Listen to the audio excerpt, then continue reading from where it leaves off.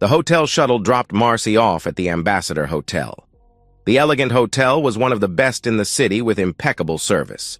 A bellboy loaded her bags on a cart, gave her a small stub receipt, and welcomed her to the hotel. A doorman tipped his hat in welcome and opened the large, impressive brass door for Marcy, with the bellboy following a respectable distance behind.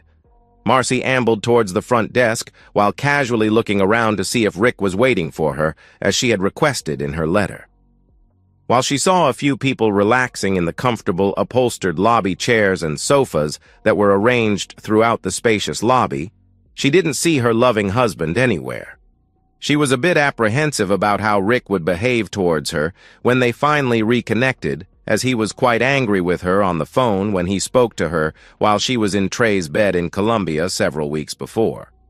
While he might have been initially angry, she had released him from his marital bounds during her 6-week trip and was confident that their neighbor Leslie thoroughly rocked his world during the past month and a half. Leslie and her husband were swingers, and Leslie had an undeniable allure that turned heads wherever she went. Marcy often saw men in the neighborhood openly gawk at Leslie when she passed by.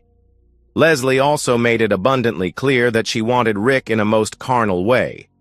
Marcy hoped that Rick enjoyed the 6-week hiatus from their marriage, but he didn't want to continue having intimacy with Leslie, as Marcy planned on terminating their mutual hall passes now that she was home.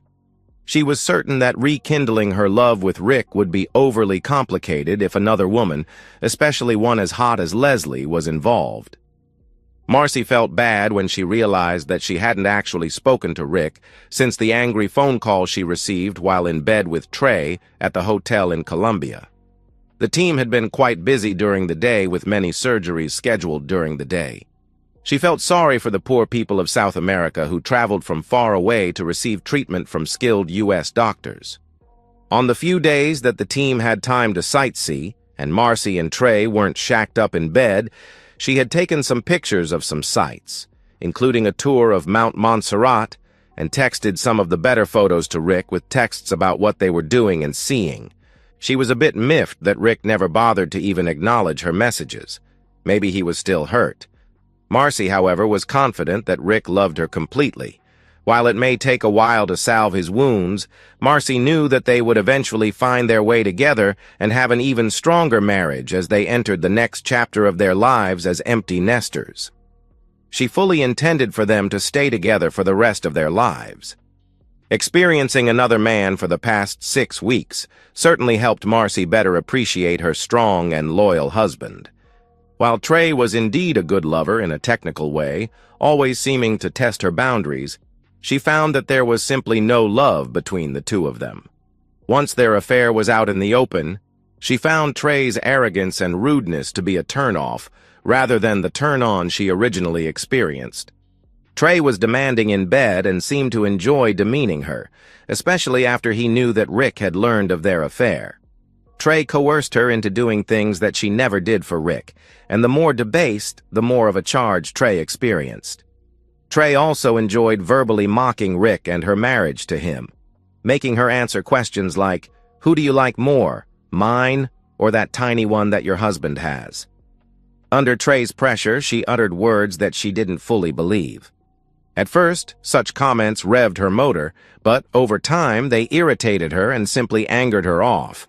When she asked Trey to stop with the verbal disrespect, he seemed to enjoy making even more comments and taking them to even worse levels of disdain, making it sound like Rick was a wimpy, humiliated husband who would be happy to serve Trey as some sort of sexual servant. Marcy ceased complaining, hoping that Trey would lessen the verbal crap, but to no avail.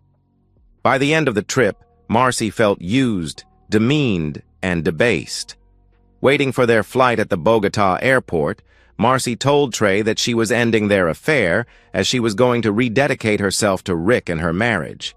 Trey just shrugged like he could have cared less and said, "You were a damn good woman, but I was getting tired of our fling, so I think splitting up is definitely for the best. Enjoy your humiliated husband." He even traded seats with Penny so that he wouldn't have to sit next to Marcy on the long flight home. Marcy didn't know how she was so enamored by Trey for such a long time. Now, She saw him as just a narcissistic jerk. She was quite relieved that she wouldn't have to sit next to him on the plane ride home. Instead, she sat next to Penny on the trip back. Both of them were exhausted, so they were subdued, talking little during the long flight. Penny confided that Rick had called her room and that he knew she was cheating on her husband Josh with one of the doctors. Fortunately, Rick promised not to tell Josh about Penny's dalliances. Penny knew that Josh wouldn't tolerate cheating.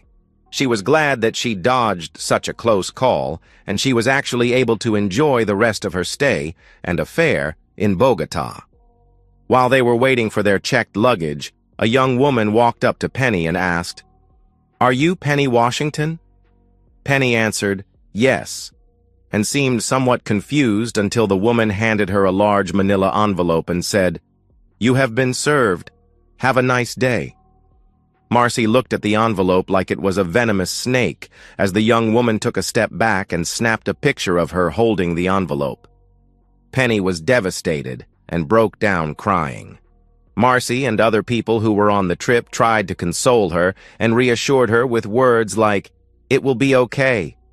Maybe you can talk it over with him and get him to forgive you," and the like.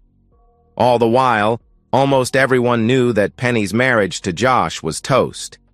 Penny eventually calmed down, even though her calls to Josh were being blocked.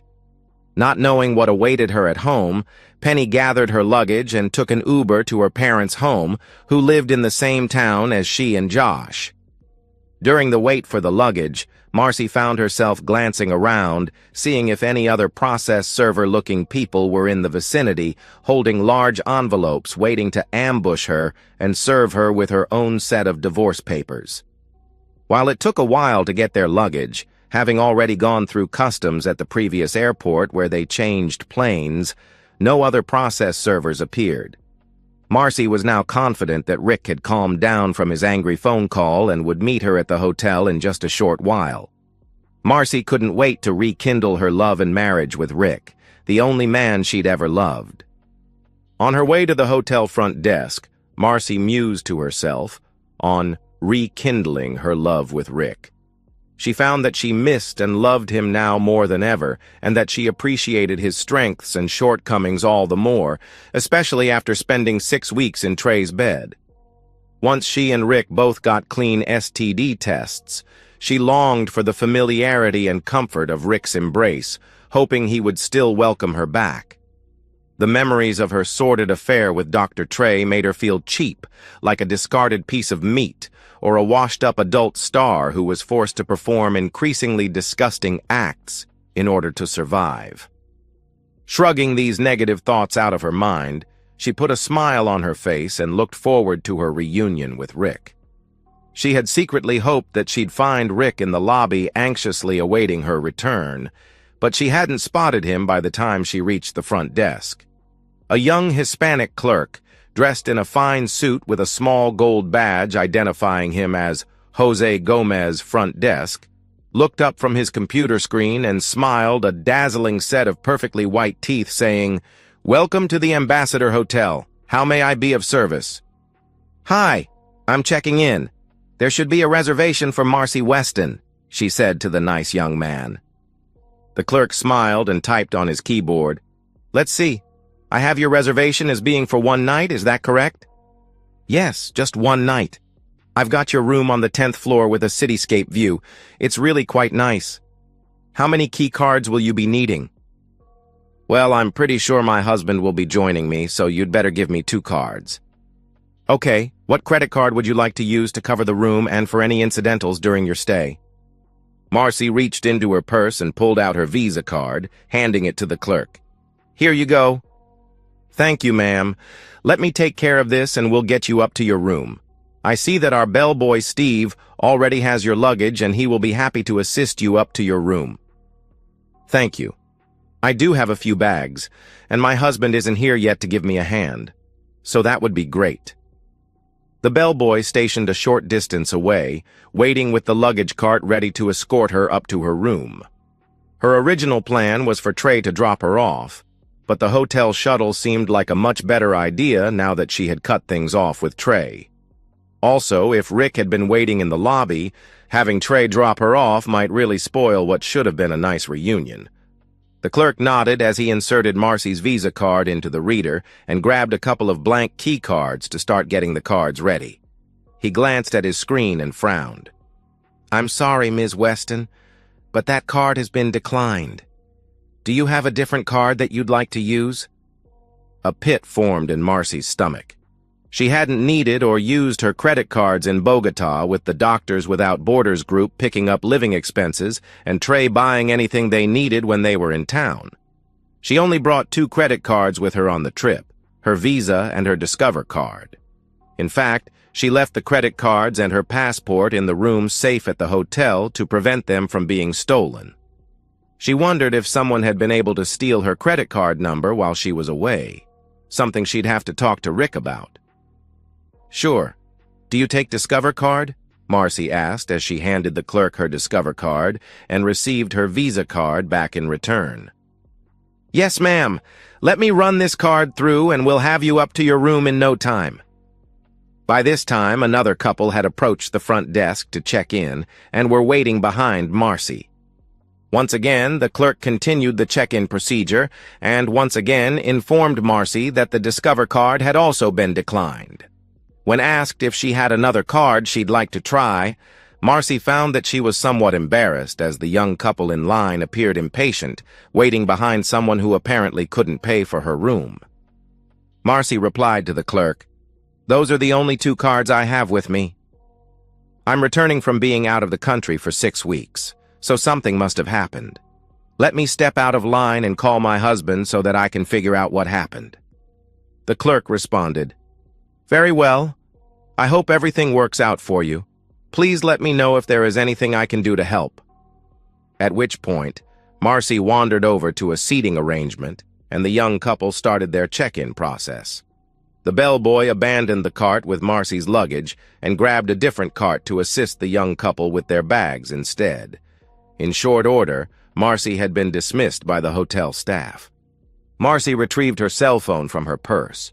She realized that she had turned it off during the flight and, during the commotion regarding Penny at the airport, had forgotten to turn the phone back on. She turned the phone on and entered her passcode once prompted, figuring she had likely missed many messages from Rick and others during her flight. She noticed that the phone had no new messages, so she clicked on the phone app and then pressed the icon next to the picture of Rick on her favorites screen. She noted that Trey also had a place on her favorites screen. She vowed to delete Trey's entry right after she talked to Rick. Instead of a ringtone, when she put the phone to her ear, Marcy heard an automatic voice message indicating that Rick's phone had been disconnected and was no longer in service. "What the hell?" Marcy thought as she pulled the phone away from her ear and stared at the screen. Just then, a man she had noticed sitting in one of the lobby chairs when she first entered the hotel approached her. "Excuse me, ma'am, but are you Marcy Weston?" Somewhat startled, she looked up at the man dressed in a nice suit with fear in her eyes. "Yes, I'm Marcy. Can I help you?" "No, ma'am, but I have something that your husband Rick wanted you to have," handing Marcy a large manila envelope. As soon as Marcy took the envelope, the man nodded and said, "Have a nice day," as he turned and headed towards the hotel exit. Marcy trembled as she held the envelope, but she somewhat relaxed as she recalled that the man didn't say the dreadful words, "You have been served," nor did he take a picture of her holding the envelope. Perhaps Rick had a fun surprise for her instead. Maybe he wanted to meet with her somewhere else. Suddenly, Marcy optimistically wanted to know the contents of the envelope and quickly walked down to the nearest upholstered chair in the lobby to see what was inside. Opening the envelope with anticipation, Marcy could tell that there was a typed letter in the large envelope along with a smaller, stiffer envelope. Taking a deep breath, she pulled out the letter and started reading. "Marcy, I'm no coward, but as a man, and as your husband, your flagrant disregard for our marriage and the vows we took broke my heart. You apparently justified your actions by concluding that I had a whirlwind affair with Deidre while we were in Iraq serving our country. I did not. I regret to admit that on one occasion, we behaved in a manner that would not pass the spouse test. This happened when we returned to base right after our convoy had been ambushed by insurgents. Deidre and I were lucky to avoid injury or death that day, unlike many of our comrades. Returning to base, we were hyped up on fear and adrenaline, happy to still be alive. After debriefing, I escorted Deidre back to her quarters, and as I was about to leave, she grabbed me in a strong hug, sobbing effusively, the emotions of the day overwhelming her. I consoled her, and she pulled my head down to her, kissing me passionately. Suddenly, we were making out like lust-filled teenagers, knowing full well that our emotions were getting the better of us. I regret that I didn't have more strength to resist her advances. However, we did not have penetrative intimacy. This unfortunate dalliance occurred in the heat of the moment, right after a very traumatic experience, unlike your carefully planned affairs. I want to state for the record that you are the only woman I have had intercourse with since we married over 20 years ago. I'm sure you cannot say the same. In addition to Trey, I know for a fact that you had an affair while I was away on assignment in Korea. Someone informed me that you were meeting a man at the Red Roof Inn across from the hospital. I know that you parked there due to construction, however. You routinely arrived hours before the start of your shift. I looked into your tryst by hiring a private investigator. The private investigator failed to identify your paramour, but you and I both know that you cheated on me. You only know how many other times you broke our vows. For some dumb reason, I decided to give you a pass on the Red Roof affair. I was away and you obviously had needs that you wanted someone else to fill. You were discreet and never flaunted the affair to me or anyone else. I also confirmed that you stopped the Red Roof affair as soon as I returned home, no longer arriving at the parking lot hours before your shift started. From your letter, I understand that you unilaterally changed our relationship so that one spouse can do whatever they like without getting the other spouse's approval or consent beforehand. Wow, what a great concept. I never did hook up with Leslie, as the thought of you somewhat gifting her to me turned my stomach. I did, however, invite her and Vincent over for dinner while you were gone. What a surprise to learn from Leslie that you had already been having an affair with Dr. Trey and wanted us to join in the swinger lifestyle. Also, you should know that Leslie thought you had told me about your activities and that she was upset to learn that you did not talk to me beforehand. She and Vincent both said that cheating was not part of the open marriage lifestyle. Seems that if you want to be a swinger, the first rule is to be completely open and honest with your spouse. Needless to say, Leslie and Vincent are not very happy with you and they don't condone your self-serving behavior. I guess with the new rules, you didn't feel you needed to run these things past me before making your decision. It would have been nice to know that we are a couple of swingers, even though you're the only one currently having intimacy outside of our marriage. Knowing that Colombia is a dangerous place and that the marvelous Dr. Trey was taking such good care of you, I took the liberty of paying off and then canceling all of our joint credit cards. Wouldn't want some jerk taking advantage of you now, would I? Remember several years ago when we met with the estate planning attorney for help with our wills and other documents? I had almost forgotten that she also prepared a durable power of attorneys for each of us that we both signed. After having our little chat while you were in Trey's hotel room, I decided to change my life insurance beneficiaries from you to the kids. I found the POAs when I was rummaging through our files. Guess what? The POAs were still in effect and worked like a charm. I really like this unilateral decision-making relationship. Thanks. I used the power of attorney that you signed just once, if you don't mind. After using it, I shredded both of the POAs so they can't be used again. You're welcome. You see, I needed the POA to sell our house and automobiles since they were jointly owned by the two of us. Don't worry, I upheld my fiduciary obligations and got decent prices on your behalf. Remember that young couple, Rod and Emily Wellman, that loved our house and were interested in it because they were running out of room for their growing family? Guess what? They own and live in our old home now. They couldn't be happier. I told them that you were out of the country on an extended assignment, so you couldn't make it to the closing and therefore couldn't express your fond wishes that they enjoy the house as much as we did. Stop by. I'm sure they'd love to thank you. The car sales were even easier. I just went to some used car lots and compared prices. They paid cash and told me that my car would be a quick sale. I was happy for them. I got a new cell phone and a new cell phone plan from a different carrier and canceled my phone from our family plan. I can't recall my new phone number. Maybe I'll send it to you sometime. You'll be happy to know that I decided not to divorce your cheating back. I don't care about divorce as I never plan to get remarried. I did use some of the money from the house car sales to hire a private investigator in Colombia to get some incriminating audio and photos of you and the good doctor. Maybe they should call the program Doctors Without Morals. Speaking of your cheating back, I never knew you were into such depravity. I sure hope you rinsed your mouth with plenty of mouthwash. I didn't think that I should be the only one to know of your shenanigans, so I shared a copy of the private investigator report and the photos with the HR department at your hospital. On Friday, while you and Dr. Trey were in the air flying home, I spoke to a really nice lady, Ms. Washington, who is the HR manager at the hospital. She couldn't believe my story and seemed quite upset. I told her that I planned to sue the hospital for failing to enforce the moralities clause in the employment agreements and thereby ruining my marriage. I told Ms. Washington that I would have a courier deliver her copies of the enclosed photos and the private investigator report bright and early Monday morning.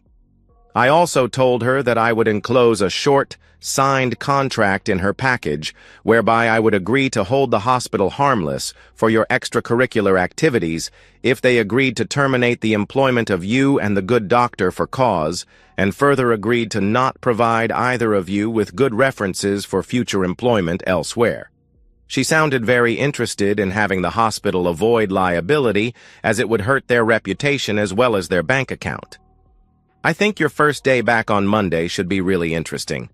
Just like you didn't tell me that we now have an open relationship before you went off for your 6-week tryst with Doc Smarty Pants, I failed to tell you that I always wanted to roam the open roads of this great country before I get too old to do so. I plan on having an extended driving vacation.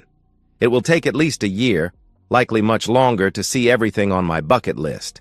I'm renting a nice RV from a buddy of mine from the service, so don't try to find me from state registrations, as the vehicle isn't even in my name. Speaking of RV life, boy did I have to downsize to make this work. I just kept the bare minimum and packed the RV. I got rid of everything else. I might have called you to see if there was anything you wanted to keep, but I didn't want to disturb you. The one time I called you in Colombia, you two lovebirds seemed quite annoyed at me. So I didn't want to call again and spoil the mood. I sold all of the furniture and my tools, donated some of my clothes and all of your clothes, and had a little bon voyage bonfire to burn any remaining remembrances. These remembrances include our wedding photos, your wedding dress, and photos of the two of us. I did keep the photos of the kids growing up. Who knew burning photos made so much smoke? Ralph from next door came over to make sure everything was okay when he saw the smoke coming from the backyard. I told him I was having a little bonfire, just once if you don't mind. He didn't mind at all.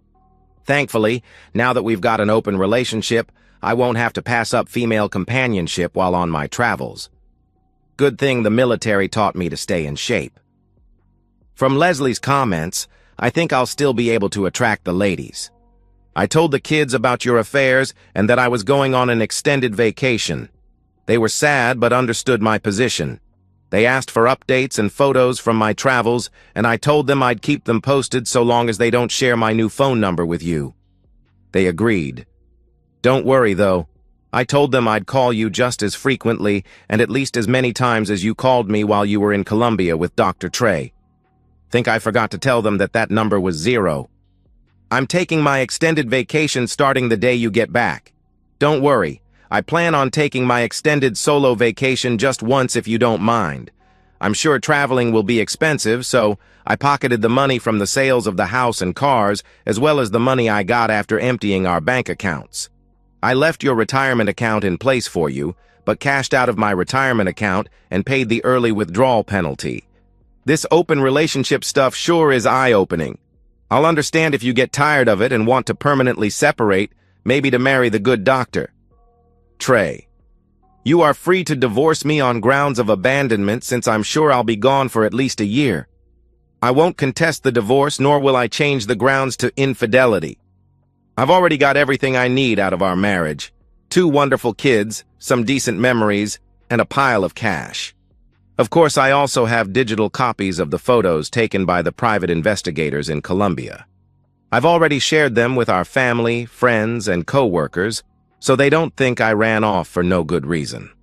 I sent a few choice photos to each email in both of our email contact lists, and I let everyone know that I would be on an extended solo vacation traversing the country.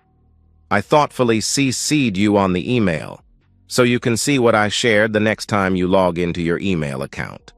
Finally, for some dumb reason, I was feeling a bit generous when I put this letter together and got you a $500 Visa gift card that is also in the smaller envelope. I hope you appreciate the gesture.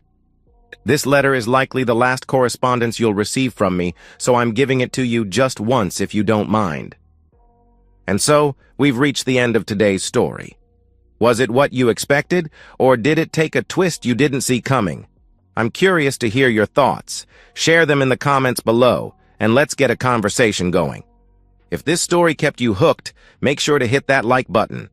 And if you're new here or just haven't subscribed yet, now's the perfect time to join our community. I bring you fresh, captivating stories every day, so click that subscribe button and turn on notifications so you never miss out. Thanks for watching, and I'll see you in the next one.